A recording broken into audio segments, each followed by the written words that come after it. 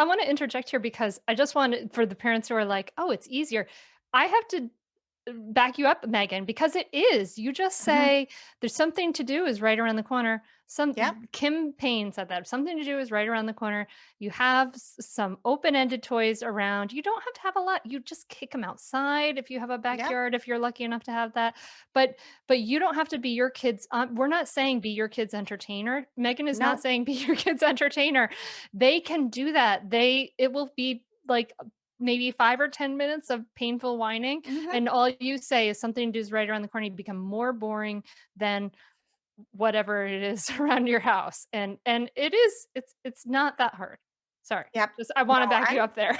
I'm glad you highlighted that because I also think the parents that come to me and are like, "Oh my how do you do how I could never do that. I would never be able to shower. I would never be able to do this. I would."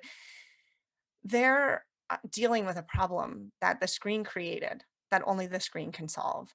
And because every time their child maybe had to deal with some negative emotion, like mom's in the shower, mom said no, mom won't do this for me, or dad, or whomever, um, they had access to a screen, and so they actually never dealt with any of those negative emotions because the screen can totally distract them from it, and they don't know that they have to feel it. And so when you take away the screen for that kid who's had it for a while, like, boredom does feel worse than it does for a kid who hasn't had it because they don't have all those little micro dose exposures to it.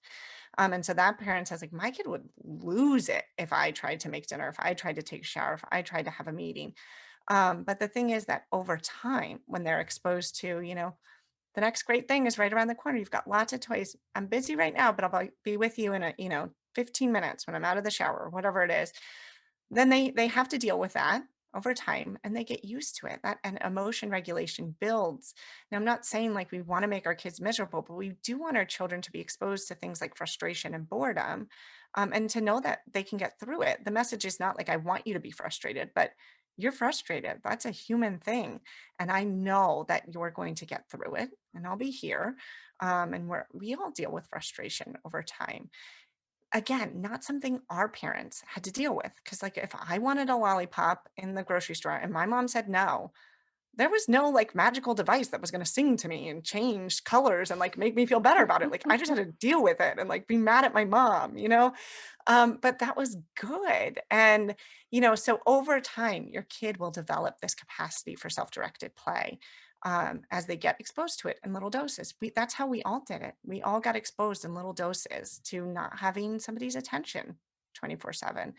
And we learned how to direct our own day. And then it is so easy once they have had some exposure to that because they are busy and they know where the limit is. Catch new episodes of the Mindful Mama podcast and other free resources, including the Mindful Mom Guide at mindfulmamamentor.com. You can listen to every back catalog episode, including interviews with Dr. Dan Siegel, Janla Van Zant, Sharon Salzberg, and get meditations, join our private Facebook group, and more. Go to mindfulmamamentor.com now. I'll see you there.